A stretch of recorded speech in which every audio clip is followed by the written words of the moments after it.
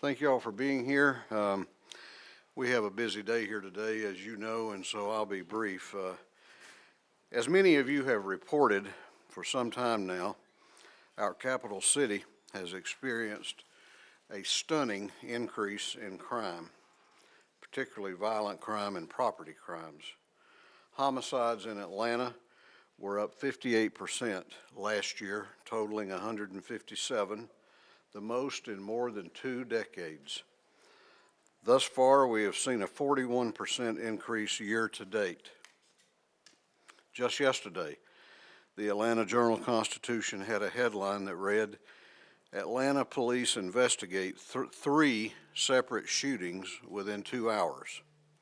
As our state capitol is located here, I know of numerous members of the General Assembly who have had their vehicles stolen or broken into and their apartments burglarized just in the last year or two. Normally, it would fall to a city's mayor and police force to address this issue. Again, as many of you have reported, nearly 200 Atlanta police officers quit or were fired last year.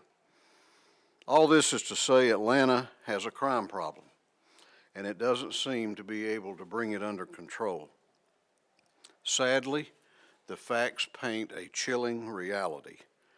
Not only is crime on the rise in every corner of this city, but we are losing the fight against crime. 3 arrests in 23 murders. 2,122 reported cases of larceny from automobiles, and of those over 2,000, 41 arrests. 79 arrests and 792 auto thefts. A local developer, Tom Adderhole, recently wrote to Mayor Bottoms and said that, and I quote, "This level of incivility is unacceptable." I completely agree with that assessment.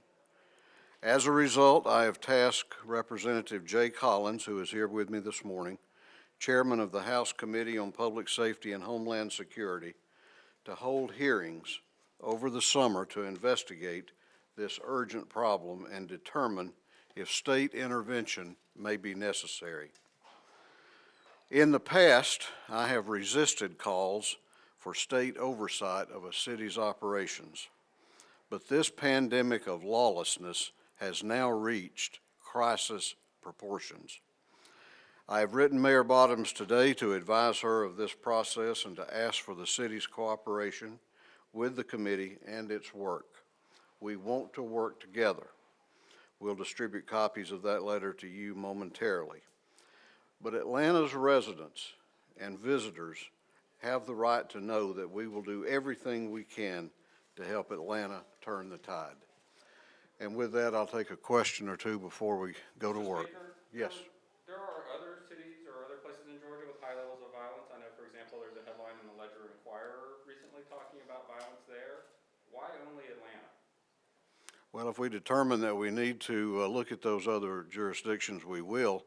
I think one of the reasons that Atlanta and the state have a special relationship is that we've had the state capitol here for a lot of years, and that was a decision that the state made and that the state continues to have. Yeah, Any recent conversations, you mentioned the letter, but any recent conversations with the mayor? Not recently, no. I've been busy in here, and I know she's been busy. Yeah. What sort of intervention ideas do you have, or is anything on the table? Well, I mean, it could take personnel. You know, we've got an outstanding Georgia State Patrol here in the state. You know, we may have to talk about resources. I mean, there's any number of forms that this could take. Well, thank you all. Yep. I was going to ask a question of the chairman. Anybody? Have you spoken with the governor about this? I have not, but I plan to brief him later today. Thank you all. Thank you all very much. Quick question for Chairman Collins.